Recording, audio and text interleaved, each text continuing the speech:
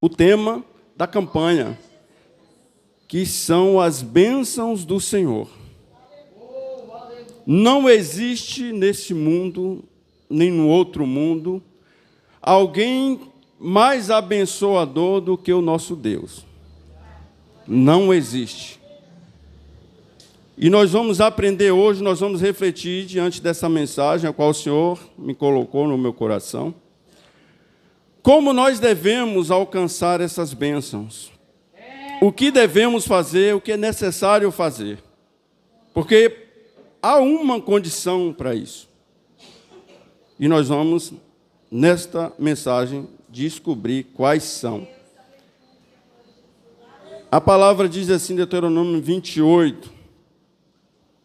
No título diz, as bênçãos que serão lançadas no monte Gerizim. E será que, se ouvires a voz do Senhor teu Deus, tendo cuidado de guardar todos os seus mandamentos que eu te ordeno hoje, o Senhor teu Deus te exaltará sobre todas as nações da terra. Até aqui a leitura. Irmãos, este livro de Deuteronômio é o segundo livro escrito por Moisés. Agora, esse livro, se nós notarmos, ele é basicamente o mesmo livro de Êxodo, porém contado de uma ótica diferente. Aqui está Moisés explicando, talvez para a primeira ou segunda geração daquele povo que saiu do Egito, acerca do que aconteceu na caminhada até a terra prometida. E, neste interim, Moisés vem falar agora para este povo acerca das bênçãos que o Senhor tem para o seu povo. Mas existe um porém. As bênçãos do Senhor, elas ou seguirão ou não seguirão. Hoje, com muitas promessas de que o Senhor se fez agora ou se faz como garçom para servir ao povo. Então, fica muito fácil. Nós vemos que a teoria da prosperidade, ela tem se alongado, ela tem se alargado, ela tem ganhado força no mundo. E muitas vezes não são ensinados acerca do que se deve fazer para que as bênçãos do Senhor venham de encontro ao seu povo. Eu diria com toda a convicção aos irmãos, Deus, como eu já disse antes, Ele é o maior abençoador que existe no planeta. E Ele já nos abençoou hoje de forma muito especial. Cuidando de nós nos mínimos detalhes, nos guardando no sono, nos guardando ao levantar, nos dando livramento a nós e aos nossos, nos dando a provisão, nos dando a roupa, o sapato e todas as coisas que são necessárias para nós estarmos de pé. A pergunta que eu faço é: quem está disposto a morrer por Cristo?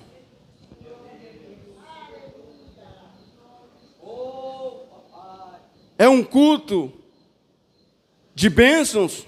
É, mas a palavra do Senhor é bênção. O Senhor, eu creio que está usando os meus lábios agora para nos ensinar, nos exortar acerca de como fazer as bênçãos chegar a nós. Não é tão simples assim. Para as igrejas modernas, é simples, porque nós vivemos num mundo consumista, onde nós queremos sempre ter algo, e nós achamos agora que isso é conta de Deus.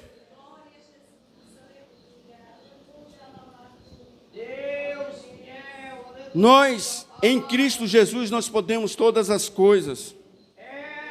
Mas eu volto a dizer, é preciso uma condição. Todas as coisas referentes a coisas materiais, todos nós aqui podemos obter. Isso não tem nada a ver com Deus. A palavra diz que nós não sejamos demasiadamente crentes, fanáticos. Nós precisamos de discernimentos para podermos discernir o que é da carne e o que é do Espírito. Tem muitos de nós em nosso meio que não conseguem discernir, muitas vezes, uma gripe, que é atribuir a Deus. Meus irmãos, há doenças que é espiritual, é para Deus. Há doenças que é física. Por isso Deus constituiu a medicina. Porque tudo nós queremos colocar na conta do Senhor. Deus está trabalhando no espiritual. Ele está cuidando do povo, assim como Ele cuidou no deserto, conduzindo o povo para chegar, alcançar a bênção.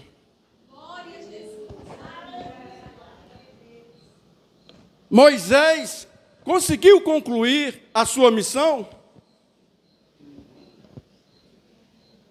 Conseguiu, sim ou não? Sim.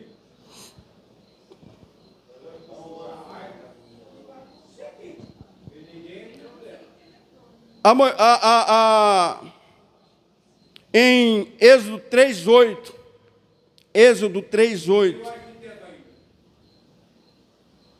está escrito assim, meus irmãos.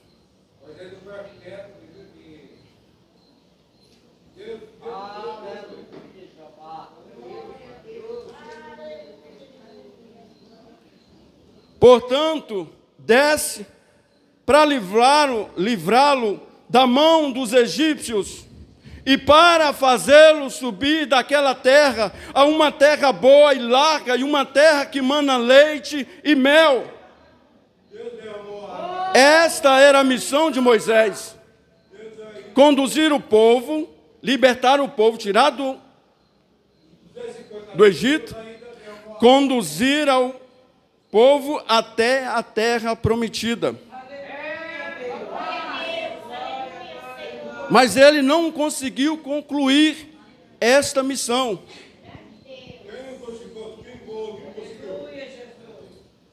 Existe um hino que fala assim, não morrerei, né?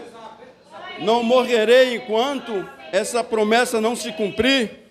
É mentira, meus irmãos. Isso não existe. Hoje as igrejas modernas estão cheias de louvores que enaltecem somente o homem.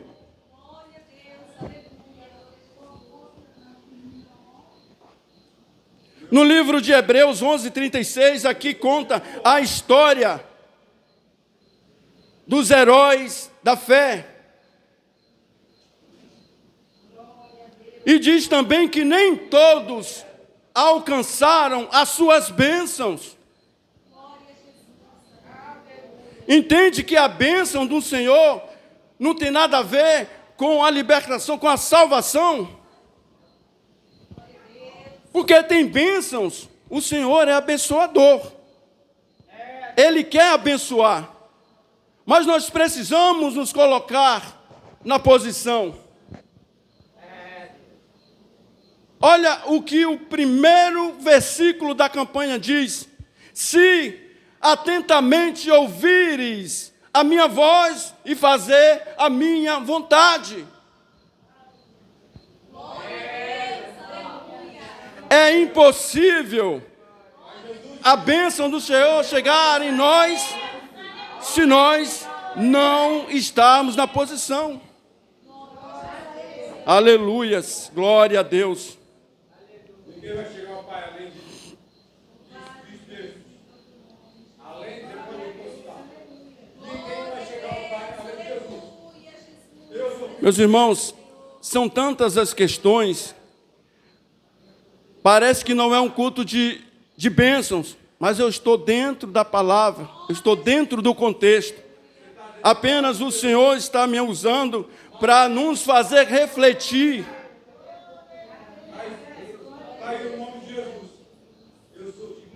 A gente precisa refletir o que precisamos, como devemos nos comportar. Eu quero ler um texto que está em Gálatas 5, verso 22.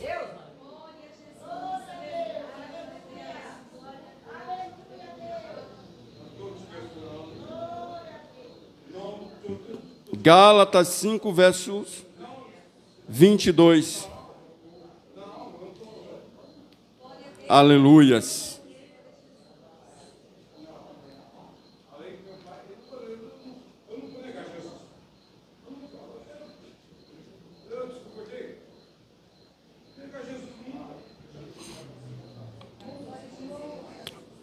Porque a palavra diz que o fruto do Espírito é caridade, gozo, paz, longanimidade, benignidade, bondade, fé, mansidão e temperança. Antes de explicar este versículo, eu gostaria de falar para a igreja que esta palavra, primeiro, corta aqui. Como nós queremos alcançar as bênçãos do Senhor, se nós não temos o sentimento de caridade,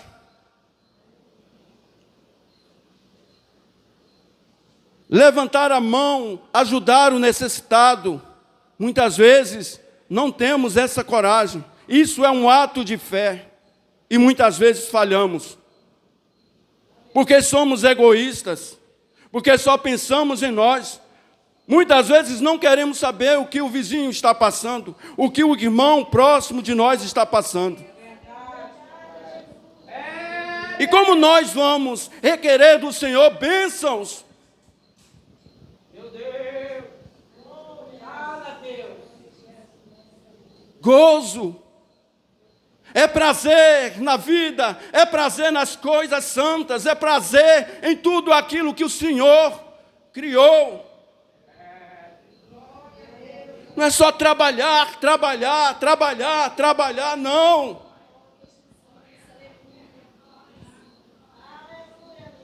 Aleluia, Senhor. Aleluia, Deus. Paz. A gente vem na igreja atribulado. Deus está sempre usando o irmão para falar. Por que estáis preocupados? Por que se preocupar com o dia de amanhã? Afinal, confia no Senhor ou não confia no Senhor? Se nós não temos paz conosco, se nós não temos paz no trabalho, se nós não temos paz em casa, se nós não temos paz na igreja com os irmãos, como que nós vamos atrair as bênçãos do Senhor? Aleluias. É impossível. Longanimidade, benignidade, bondade. A palavra diz que bom é Deus, mas nós somos discípulos de Jesus. E nós aprendemos que devemos também usar de bondade com as pessoas em nossa volta. Deus é fiel. Então, meus amados, a fé é quando a gente diga não para o pecado. A fé é quando a gente diz não para tudo aquilo que é contrário a Deus. Hoje em dia, as coisas, o inimigo, ele tem elaborado a forma de como atrair as pessoas, com promessas fáceis.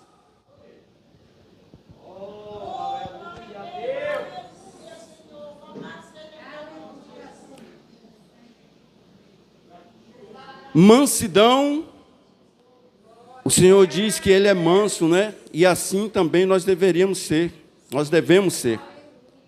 Ter mansidão, ser tardio no falar, ouvir, pensar antes de falar. Como eu disse aqui no começo, as palavras têm o poder de vida e poder de morte. Aleluias. E também ter temperança. Saber dosar tudo que a gente vai falar, tudo que a gente vai fazer, para não sermos demasiadamente crentes, fanáticos, onde tudo é Deus ou diabo. Muitas vezes, a maioria das coisas que nós passamos, que nós fizemos, o deserto em que nós nos colocamos, muitas vezes não tem nada a ver com Deus. Falta de pensar, falta de entendimento, falta de calcular as coisas. O Senhor diz para fazer conta de tudo.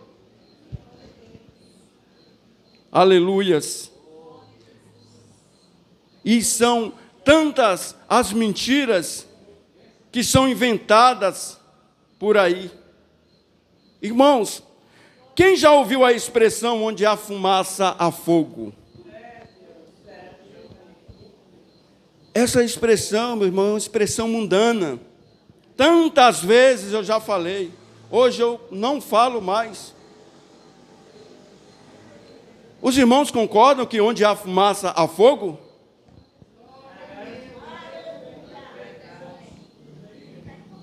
Irmãos,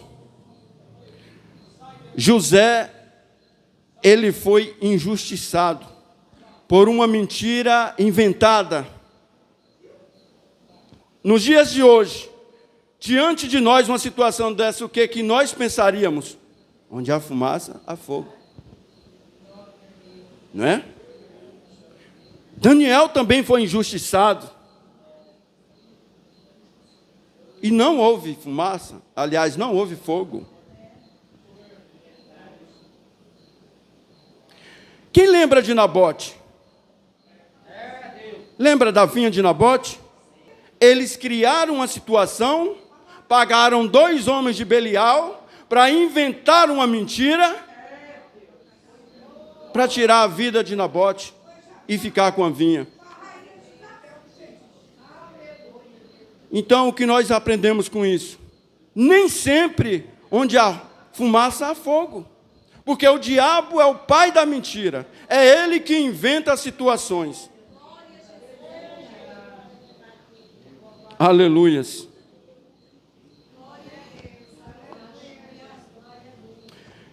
Eu vou só contar um caso aqui, meus irmãos, para fechar, a encerrar. É que tem muita coisa aqui para falar, mas o tempo não ajuda. A história é o seguinte, eu vou só resumir. Existia um pastor chamado Zé Maria. E esse pastor era ativo na obra. Ele abria, fechava a igreja, ele nem parecia o pastor, ele parecia o diácono. Mas ele amava a obra de tal maneira que ele se colocava dessa forma. Até que um dia ele foi acometido de uma leucemia, um câncer. Um câncer que aos poucos ia tirando a vida dele. Mas ele dizia todas as vezes que chegava na igreja, que ele era o homem mais feliz. E que ele estava bem, ele nunca dizia estou mal. Porque a enfermidade, hoje é curada, amanhã vem outra. A conta é paga, amanhã vem outra. É por isso que eu falo, cuidado, nem tudo está, a gente tem que pôr na conta de Deus. Isso são coisas da vida. É natural da nossa vida. Não foi Cristo quem disse que no mundo tereis aflição? E que não seria fácil? Então, este homem, sempre que ele chegava, ele dizia que estava bem. Até que o dia que chegou, e ele teve que ficar internado para fazer a quimioterapia. E ele foi lá fazer a quimioterapia, ficava lá um dia, depois voltava, ficava aquele processo que nós conhecemos. Mas ele nunca perdeu a esperança. E todas as vezes que era perguntado para ele como ele estava, ele dizia, eu nunca estive tão feliz na minha vida. Você sabe por quê? Porque Deus levou ele até aquele centro para, através da vida dele, alcançar outras vidas. E a maior felicidade dele era saber que aquelas pessoas ouviam a pregação dele naquele quarto e se convertiam. Deus tem a maneira de trabalhar nas nossas vidas. Não existe regra para Deus. Então, meus amados, eu ia ler aqui rapidamente, mas não vai dar tempo. Então, eu quero que os amados fiquem com essa palavra para nós alcançarmos as bênçãos de Deus. Nós precisamos estar na posição, porque senão, sem santidade, não veremos a face do Senhor. Amém? Que a igreja fique com essa palavra, e eu agradeço essa oportunidade em nome de Jesus.